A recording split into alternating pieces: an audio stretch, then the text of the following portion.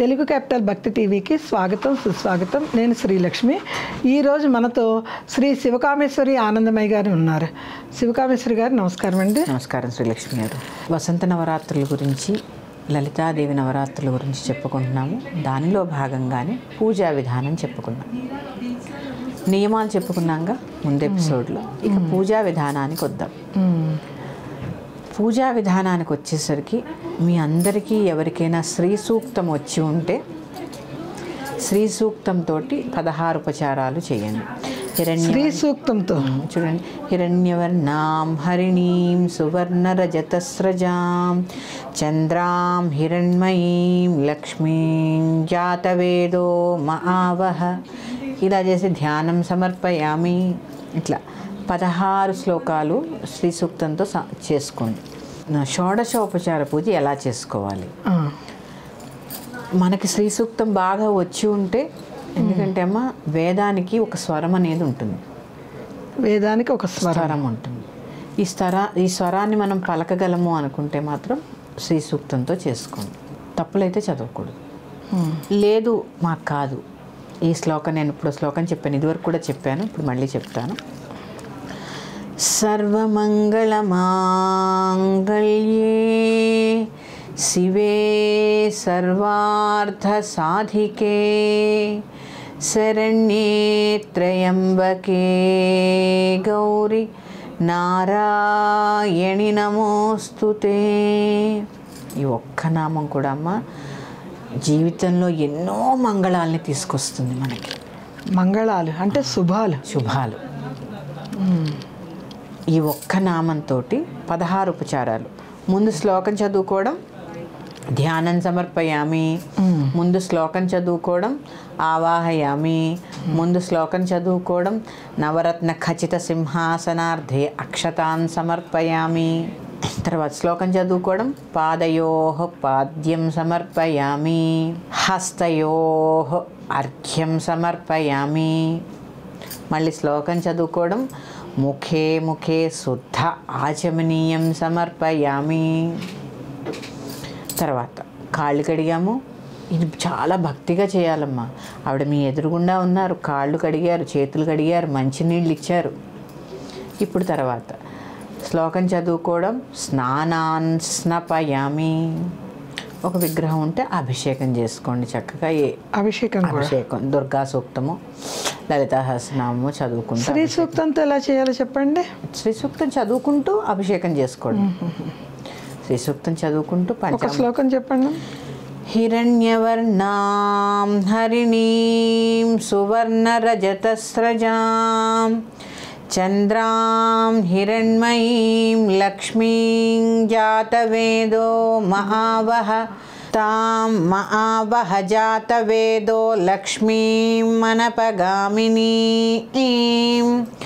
యస్యాం హిరణ్యం విందేయం గామస్వం పురుషానహం అశ్వపూర్వాం రథమధ్యాం హస్తినాథ ప్రబోధినీం శ్రియం దేవీముపక్వయే శ్రీర్మా దేవిర్జుషతాం. ఇట్లా ఈ రుక్కులన్నీ చదువుకుంటూ 15 రుక్కులు ఉంటాయి. ఒక్కొక్క రుక్కు చదువుకుంటూ ఒక్కొక్క ఉపచారం చేసుకోవచ్చు. నేను చెప్పిన శ్లోకంతో చేసుకోవచ్చు. అభిషేకం కూడా శ్రీ సూక్తం చదువుతూ చేసుకోవచ్చు. శ్రీ సూక్తం మొత్తం చదువుకుంటూ అభిషేకం, పంచదార ఏమీ చదవడం రాదు. 11 సార్లు సర్వమంగళ మాంగళ్యే శివే సర్వార్థ సాధికే చదువుకోండి. ఏం కష్టం కూడా వద్దు. ఆ శ్లోకమే మహిమాన్వితమైన శ్లోకం. ఎలా పిలిచినా అమ్మ పలుకుతుంది. అమ్మ మనస్సు ప్రధానం. చెప్పాగా మొన్న వీడియోలో, చిత్తశుద్ధి ఆత్మశుద్ధి లేని ఆచారం. చిత్తం శుద్ధంగా ఉంచుకోండి 10 రోజులు. ఎటువంటి జీవితంలో ఎన్నో కష్టాలు ఉంటాయి, అవన్నీ కాసేపు పక్కకు పెట్టేయండి. ప్రశాంతంగా పూజ చేసుకోండి. ఇక్కడ మనం స్నానాన్ని స్నపయామి అన్నాం. ఇక ఆ తర్వాత శ్లోకం చదువుకోండి. వస్త్రయుగ్మం సమర్పయామి. యుగ్మం అంటే 2 చీర బ్లౌజు ఉంటే పెట్టండి, లేనిచో 2 పువ్వులు వేయండి. ఒక పువ్వు వేయకూడదు, 2 పువ్వులు ఖచ్చితంగా వేయాలి. ఒక చీర, ఒక బ్లౌజు. ఏం చేస్తున్నాం ఇక్కడ? అవసరార్థం కదా వేస్తున్నాం, ఇవి భావించా వేస్తున్నాం. అవి 2 సమర్పించండి. పంచుకము చీర బదులు 2 పువ్వులు సమర్పించండి. ఆ తర్వాత అలంకరణ అందరికీ తెలిసిందే, గంధము. ఇక్కడ పుష్పాం పూజయామి. పుష్పాన్ పూజయామి అన్న దగ్గర చక్కగా అమ్మవారికి అంగ పూజ చేసుకోండి. అంగ పూజ అర్ధాంగ పూజ అని ఉంటుందిగా. అవునండి. మీ ఇష్టం, లక్ష్మి చేసుకుంటారో, కామేశ్వరి చేసుకుంటారో, లలిత చేసుకుంటారో, మీ ఇష్టం, ఏదైనా పర్వాలా. అంగ పూజ మాత్రం కంపల్సరీ. చక్కగా అంగ పూజ చేసుకొని తర్వాత అన్నిటికి చాలా విశేషమైన ఫలితాన్ని క్షిప్రంగా ప్రసాదించే అష్టోత్తరం ఏదైనా ఉంది అంటే లలిత అష్టోత్తరం. లలిత అమ్మవారి అష్టోత్తరం. ఈ అష్టోత్తరం యొక్క గొప్పదనం ఏంటి అంటే, ఇప్పుడు మాలాగా ఉపాసనలో ఉన్నారనుకోండి, పంచదశనో షోడశనో ఏవో బీజాక్షరాలు ఇస్తారో మేము జపం చేస్తూ ఉంటాం. ఇప్పుడు అందరికీ ఆ వెసులుబాటు ఉండదు కదా, అందరూ ఉపాసనలోకి రాలేరు కదా. అమ్మవారి యొక్క నామాలు చెప్తూ ఉంటాను, పంచదశి షోడశి. ఈ అష్టోత్తరంలో ప్రతి నామానికి 12 అక్షరాలు ఉంటాయి. రజతాచల శృంగాంగ మధ్యస్థ ఏ 12, నమో నమః అని 4 యాడ్ అవుతాయి. అప్పుడు ఎన్ని అయ్యాయి? 16 అయ్యాయి. 16. అందుకనే అమ్మవారు ఏంటి, షోడశి కళలతో ఉంటుంది ఎప్పుడు. అంటే షోడశి అంటే 16 కళలతో ఉంటుంది. చంద్రుడు కూడా 16 కళలతో ఉంటాడు ఎప్పుడు. ఆ షోడశి కళలతో ఉంటుంది కదా. ఈ షోడశి 16 అక్షరాలు ఉంటాయి. ముందు చక్కగా శ్రీం అనుకోండి, ఈ నామం చదువుకోండి. శ్రీం రజతాచల శృంగాంగ మధ్యస్థాయై నమో నమః. ఇట్లా ఒక్కొక్క నామానికి చాలా విశేషం అమ్మాయి. ఈ అష్టోత్తరం మాత్రం జీవితంలో మాకు ఎదుగుదల లేదు, ఎప్పుడు ఒకచోటే ఉన్నాము, చాలా తీవ్రమైన కష్టాలు ఉన్నాయి అనుకున్న వాళ్ళు ఈ అష్టోత్తరం 41 రోజులు లలితాదేవికి నిష్ఠగా పూజ చేసుకుని 41 రోజులు ఈ అష్టోత్తరం చదివి పానకము వడపప్పు నివేదన చేసి పెట్టండి. ప్రతి ప్రాబ్లంకి సొల్యూషన్ దొరుకుతుంది. ముందు 41 రోజులు చేయాలి. అది వేరే పూజ. అష్టోత్తరం చేసేటప్పుడు కుంకుమ వేయాలా, పుష్పం వేయాలా, అక్షింతలు వేయాలా? మీ మనసుకి అక్షింతలు వద్దు, కానీ మీ మనసుకి ఏవి బాగా ఇష్టం అనిపిస్తే అవి వేయండి. 41 రోజులు మీకు ఏది బాగా ఇష్టమైతే. ఎందుకంటే కుంకుమ ఎందుకు చెప్పట్లేదు తెలుసా అమ్మ? కుంకుమ ధారణ ఎవ్వరూ చేయడం లేదు. ఆ కుంకుమ పూజ చేసేస్తారు, అప్పుడు ఏదో ఆవేశంలో ఇంత కుంకుమ చేసేస్తారు, గుట్టయిపోతుంది. అది వాడరు. ఎవరికి మీరు ఇచ్చినా ఎవరు పెట్టుకుంటున్నారమ్మా స్టిక్కర్లు తప్ప? అవునండి. కుంకం ధరించేవారేరి అది తీసుకెళ్ళి మళ్ళీ నీళ్ళలో కలిపి మొక్కల్లో పోస్తున్నారు. తప్పు కదా. అంటే ఒకసారి ముద్రతో పట్టుకొని అది వేసి మనమే ఉపయోగించుకోవచ్చు. కుంకానికి ఇంకో ప్రత్యేకత ఉందండి, వాడిందే మళ్ళీ వాడచ్చు. వాడిన కుంకుమ వాడింటారా? మళ్ళీ వాడచ్చు.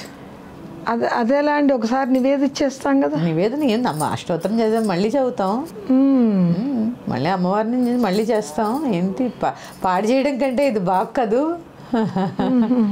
ఆ వస్తువుని పాడు చేయడం కంటే ఇది మేలు కదండి. ఏం కాదండి, వస్తువు వృధా అవ్వకూడదు, అందులో ప్రసాదం అది. నేను చెప్తాను మీకు ఎప్పుడు, కుంకుమ అంటే రజోగుణం, ఎరుపు. ఎందుకు ఎరుపు? నీలో ఉండే రజోగుణాన్ని ఆవిడ పాదాల దగ్గర వదిలేస్తున్నానని చెప్పి పూజ చేస్తాం. అందుకని ఆ భావన అది కదా. నిజమే. ఎందుకంటే ఇప్పుడు చెప్పాను లలితాష్టోత్తరం చేసుకోమని, అందులో ఒక నామమే భావన మాత్ర సంతుష్ట హృదయాయై నమో నమః. భావన చాలా ఇంపార్టెంట్. ఇట్లా చక్కగా అష్టోత్తర నామాలు చేసుకొని తర్వాత ధూపము, దీపము, నివేదన, 16 ఉపచారాలు అయిపోయిన తర్వాత అమ్మవారికి నక్షత్రహారతి. కానీ ఇంక కొనుక్కోలేరు. ఇప్పుడు నక్షత్రహారతి అంటే ఇప్పుడు 27 కొనాలా అంటారు. కాదమ్మా, చక్కగా ఏం చేస్తారు తెలుసా, ఒక ప్లేట్ తీసుకోండి, దాని నిండా చక్కగా ఏ పువ్వులో లేదా సింధూరం రాయండి, దాంట్లో ఒక చిన్న ప్లేట్ పెట్టుకోండి, 27 పువ్వొత్తులు ఆవు నేతిలో నానబెట్టినవి వేసుకోండి. 27 వేసుకొని చక్కగా చదువుతూ చక్కగా హారతిస్తూ అమ్మవారికి నక్షత్రమాలిక అని ఒక స్తోత్రం ఉంటుంది కదా. అవునండి, ఉందండి. అది చదువుకోండి. నక్షత్ర దోషాలు వస్తాయి. లేదంటే మీ ఇష్టం, లలిత పంచరత్నం కానీ చేసుకోవచ్చు. పంచరత్నం అంటే ఉదయమే చేస్తాం కదండి. అంటే అమ్మా నవరాత్రి స్పెషల్ కదమ్మా, నవరాత్రి స్పెషల్ కదా. మీ ఇష్టం, ఏ స్తోత్రమే చదువుకొని బోల్డ్ ఉన్నాయి అమ్మవారివి. అవును. ఏదైనా చదువుకుని చక్కగా నక్షత్ర హారతి ఇచ్చుకోండి, నక్షత్ర శాంతి కోసం. దీపహారతి, రకరకాల హారతులు ఏవి కావాలంటే అవి చక్కగా మన శక్తానుసారం దీనికోసం నేను కర్పూర హారతి అయితే కంపల్సరీ ఇస్తాము. చక్కగా ఇచ్చుకోండి, హారతి ఇచ్చుకోండి. కర్పూర హారతి ఇస్తూ ఉంటాం. కర్పూరం నుంచి ఏం చేసి నేర్చుకుంటున్నాం మనం? ఇప్పుడు నేను నక్షత్ర హారతి అన్నాను అనుకోండి, ఇంకా హారతులు చాలా రకాలు చెప్దామన్నా మార్కెట్కి వెళ్ళి కొని తెచ్చుకొని హడావిడి చేయడం తప్ప ఆ హారతి ఎందుకు ఇస్తున్నామో మనకు తెలియదు. కర్పూర హారతి ఎందుకు ఇస్తాము చూడండి, కర్పూరము తన కరిగిపోతూ వెలుగునిస్తుంది. అవునండి. అమ్మలం కూడా అంతే. దాంట్లో విసుగు, కోపము, చిరాకు ఉండకూడదు. మనిషి యొక్క తత్వం మనం కరిగిపోతూ అయినా పక్కవాడికి ఎంతో కొంత సహాయం చేయాలని దాని అర్థం. ఇదొకటి. రెండవది, నీలో ఉండే దుర్గుణాలన్నింటినీ కరగబెట్టేస్తే నువ్వు జ్యోతివి. నువ్వు జ్యోతివి. ఇది ఒక అర్థం. ఇట్లా చక్కగా హారతి ఇచ్చుకొని ఆ రోజు పూజ అయిపోతుంది కదా. హారతి అయిపోయిన తర్వాత మంత్రపుష్పం తర్వాత చెప్పుకోండి. మంత్రహీనం, క్రియాహీనం, భక్తిహీనం, శ్రద్ధాహీనం, ద్రవ్యహీనం పరమేశ్వరి యత్పూజితం మయా దేవి పరిపూర్ణం తదస్తుతే అనయా మయా కృత ఏతత్ పూజా సర్వం శ్రీ లలితా త్రిపుర సుందరి సంపూర్ణ అనుగ్రహసిత్యర్థే ప్రథమ దిన పూజాన్ మాతృచరణారవిందార్పణమస్తు అని ఇలా ధారగా వదిలేయండి. ధారగా పోసి వదిలేసి అది మళ్ళీ తీర్థం కింద పుచ్చుకోవాలి. పూజా ఫలితం అంతా అమ్మవారికి సమర్పించే ఆ ప్రసాదం తీసుకోవాలి మనం ఎప్పుడైనా సరే. ఏ రోజు పూజకైనా అంతే. అంటే ధారగా ఒక ప్లేట్లో వదిలేసి అప్పుడు అది మనం చేసిన పూజా ఫలితం ఆవిడకి ధారపోయాలిగా, తీర్థంలాగా తీసుకోవాలి. తీసుకుని ఇల్లందరికీ ఇచ్చి అక్కడ భోజనం చేసుకుని తాంబూలం వేసుకొని ఎవరితో గొడవ పడకుండా వాదించకుండా ఏదో ఒక నామం నవరాత్రుల్లో చక్కగా ఒక శ్రీమాత్రే నమః అని రామకోట రాసినట్టు ఒకటి పెట్టుకోండి. పుస్తకం శ్రీమాత్రే నమః శ్రీమాత్రే నమః 10 రోజులు 10,000 పూర్తి చేస్తా, నీకు ఇంకా ఓపిక ఉంది 1,00,000, ఇంకా ఓపిక ఉంది ఇంకా అట్లా పెట్టుకొని టీవీ చూడకండి, వ్యర్థ ప్రాలాపనలకి వెళ్ళకండి.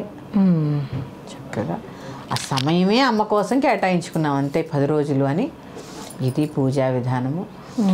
చెప్పాను ఆఖరి రోజు మాత్రము ఖచ్చితంగా 9వ రోజే సువాసిని పూజ ఖచ్చితంగా చేసుకోవాలి. మళ్ళీ ఇంకా కొన్ని విషయాలు పూజా విధానంలో ఏ స్తోత్రాలు చదువుకోవాలి అనేది నెక్స్ట్ ఎపిసోడ్లో తెలుసుకుందాము. శ్రీమాత్రే నమః. స్వస్తి.